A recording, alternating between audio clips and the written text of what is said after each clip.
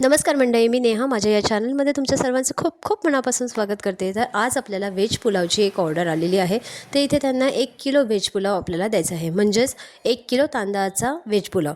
तर 1 किलो तांदळासाठी मी इथे बरोबर 1 किलो भाज्यांचा वापर केला आहे। तर भाज्यांमध्ये गाजर, आपलं फरसबी, मटार आणि बटाटा अशा प्रकारे बटाट्याचे चौकोनी काप केले आहेत। आणि हा जो तांदूळ आहे इंडिया गेटचा दुबार तांदूळ, तर तो मी चांगला स्वच्छ धुवून निथळून ठेवला आहे। तर आता खडे मसाल्यांमध्ये तमालपत्र, वेलची, लवंग, स्टारफूल, त्यानंतर मोठी वेलची आणि छोटासा दालचिनीचा तुकडा चांगला ना तेलात परतून घ्यायचा। तेल किंवा तुपाचा वापर इथे तुम्ही काहीही करू शकता। तर मी इथे तेलामध्ये चांगल्या भाज्या परतून घेणार आहेत या।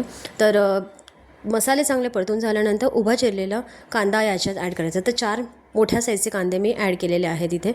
कांदा अर्धवटच शिजवायचा आहे, आपल्याला पूर्णपणे लालसर होऊ द्यायचा नाही आहे।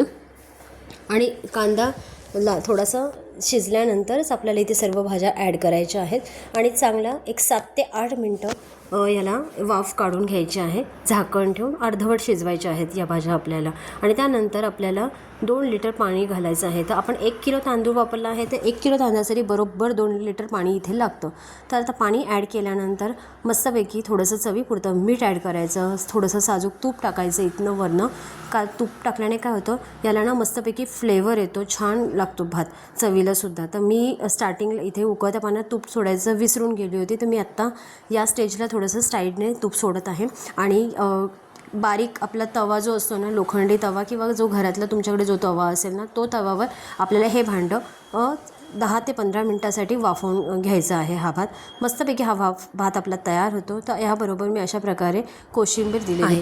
तर आजचा हा माझा व्हेज पुलावचा व्हिडिओ तुम्हाला कसा वाटला मला नक्की कमेंट करून सांगा। जर व्हिडिओ आवडला असेल तर एक लाईक करा, चॅनलवर नवीन असाल तर सबस्क्राईब करा आणि जास्तीत जास्त लोकांपर्यंत शेअर करा हा व्हिडिओ।